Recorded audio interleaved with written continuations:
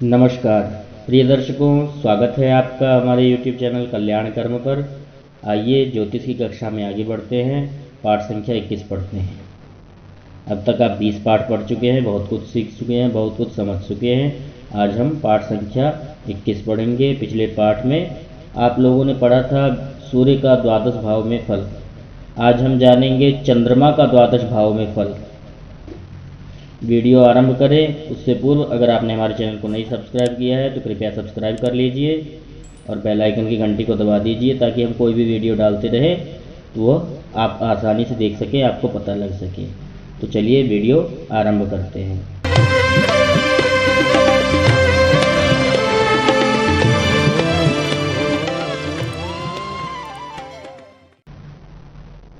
आज का हमारा विषय है चंद्रमा का लग्न कुंडली के द्वादश भावों में फल। सबसे पहले लग्न की बात कर लें तो प्रथम भाव में जब चंद्रमा होंगे लग्न भाव में तो जातक अधिक कल्पना करने वाला होता है, भावनाओं में बह जाने वाला होता है, विनम्र स्वभाव वाला होता है। यहाँ पर बैठे चंद्रमा की 7वीं दृष्टि सप्तम भाव पर पड़ती है और यदि चंद्रमा पाप प्रभाव में ना हो तो दाम्पत्य जीवन को बहुत सुखद बना देता है। यहाँ पर बैठा चंद्रमा जातक की पत्नी अथवा पति बहुत खूबसूरत मिल जाता है, समाज में मान सम्मान वाला मिलता है। यह प्रथम भाव में चंद्रमा का फल है। आगे द्वितीय भाव में हम जानेंगे तो इस भाव में चंद्रमा हो तो चंद्रमा यदि पाप प्रभाव में ना हो, द्वितीय भाव में बैठ करके चंद्रमा यदि पाप प्रभाव में ना हो तो जातक को अचल संपत्ति प्राप्त कराता है। अचल संपत्ति प्राप्त होता है जातक को। वाणी का जातक बहुत ही अच्छा होता है, उसकी वाणी बहुत अच्छी होती है। द्वितीय भाव में स्थित चंद्रमा की सप्तम दृष्टि अष्टम भाव पर होने से ठंड प्रवृत्ति की कफ आदि जो रोग होते हैं वह थोड़ा सा देता है। यहाँ पर द्वितीय भाव में बैठा चंद्रमा। आगे तृतीय भाव के बारे में बात कर लेते हैं। तृतीय भाव में यदि चंद्रमा हो तो जातक अपने कार्यों को टालता रहता है। कोई भी कार्य आरंभ करता है किंतु कुछ दिनों के बाद छोड़ देता है, उसमें विलंब करता है।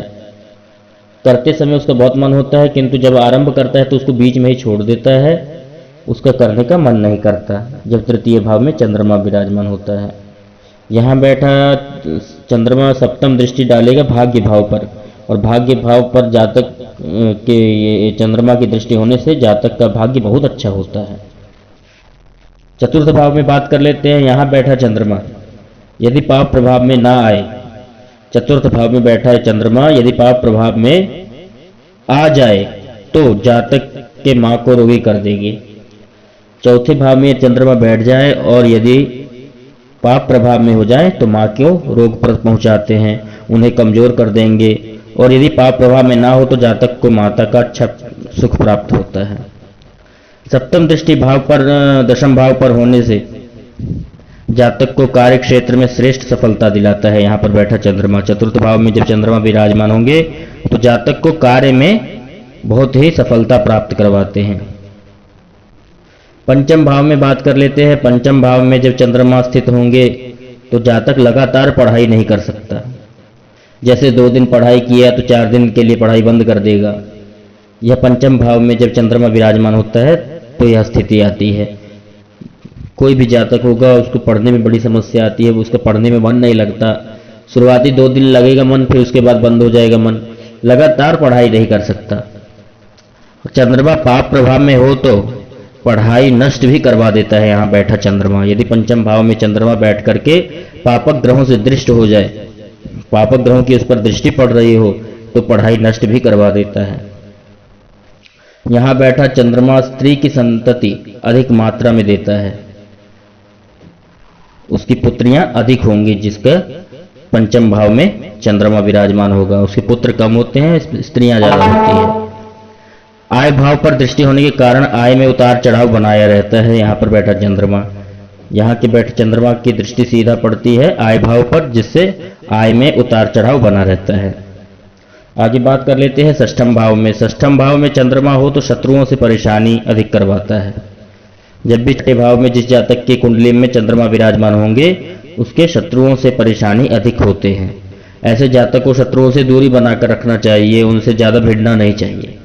यहाँ बैठकर चंद्रमा पित्त जनित रोग भी जातक को देता है। षष्ठम भाव में जब चंद्रमा विराजमान होते हैं तो जातक को पित्त जनित रोग भी देते हैं। सप्तम दृष्टि व्यय भाव पर होने से व्यय सही दिशाओं में ही करेगा व्यक्ति। यहाँ पर बैठा चंद्रमा व्यक्ति का जो व्यय है, खर्च है, वह सही दिशा में ही करवाएगा। आगे बढ़ते सप्तम भाव की बात करते हैं। सप्तम भाव में चंद्रमा हो तो जातक की पत्नी वैसे तो सुंदर होती है, किंतु यदि पुरुष की कुंडली में यहां बैठा चंद्रमा कई बार दाम्पत्य के जीवन में खराब कर देता है। जो सप्तम भाव है, यहां पर चंद्रमा बैठा होता है, पत्नी बहुत सुंदर होती है, किंतु कई बार होता है जब पाप प्रभाव में आ जाता है चंद्रमा तो दाम्पत्य जीवन को नष्ट कर देता है। पत्नी का स्वभाव थोड़ा चंचल होता है, जीवन में व्यापार में थोड़ा उतार चढ़ाव बना रहता है जब सप्तम भाव में चंद्रमा होते हैं तो।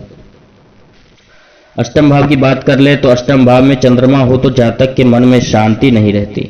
जातक का मन जो है वह अशांत रहेगा, मन में शांति नहीं रहती, उसका जब भी देखेंगे आप मन अशांत रहेगा, जिसके भी अष्टम भाव में चंद्रमा विराजमान रहता है। धन भाव पर दृष्टि होने से धन संबंधित परेशानी अधिक नहीं देता, किंतु थोड़ा सा उतार चढ़ाव रखता है धन के मामले में भी।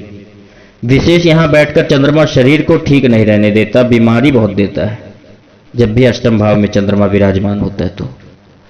आगे बढ़ते हैं, नववें भाव की बात कर लेते हैं। नवम भाव में चंद्रमा हो तो भाग्य में उतार चढ़ाव की स्थिति बनाए रहेगा।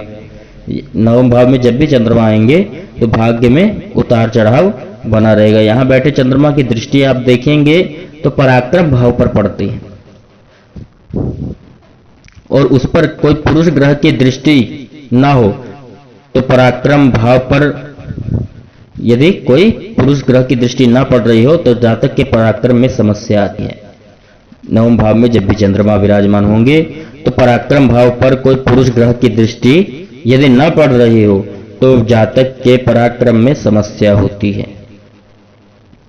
आगे दसम भाव की बात करते हैं। यहां पर बैठ करके चंद्रमा नौकरी से ज्यादा व्यापार में लाभ करवाता है। जिसके भी दशम भाव में चंद्रमा होंगे वह व्यक्ति नौकरी में कम लाभ प्राप्त कर सकता है, व्यापार करे बिजनेस उसमें ज्यादा लाभ प्राप्त कर सकता है।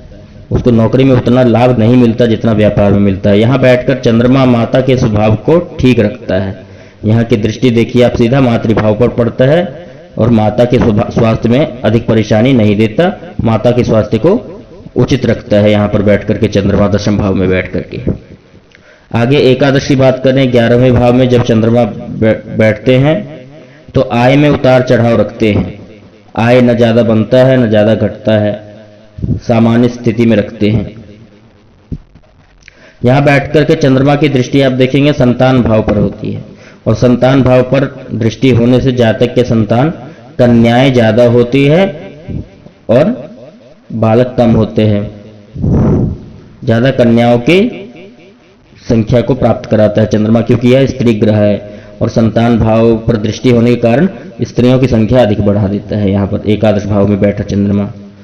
12वें भाव की बात करें, यहाँ स्थित हो चंद्रमा तो जातक को पाई पाई जोड़ने का प्रयास करता है। जिसके भी द्वादश भाव में चंद्रमा विराजमान होगा वह थोड़े थोड़े पैसे करके इकट्ठा करने की बहुत कोशिश करता है।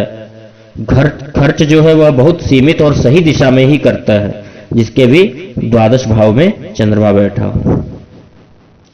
षष्ठम भाव पर इसकी दृष्टि होने से शीत जनित रोग प्रदान करता है चंद्रमा। यहां पर जब बैठते हैं तो षष्ठम भाव पर इनकी दृष्टि पड़ती है, जहां से ये शीत जनित रोग प्रदान करते हैं।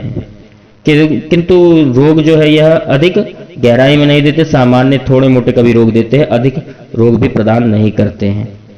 यह चंद्रमा के द्वादश भाव में फल थे जिसको आप लोगों ने जाना। वीडियो पसंद आया हो तो इसे लाइक कीजिए, जो भी नए हो कृपया चैनल को सब्सक्राइब कीजिए और शेयर कीजिए ताकि आपके अन्य मित्रगण भी लाभ ले सकें। तब तक मिलते हैं अगले वीडियो में। धन्यवाद। जय श्री राम।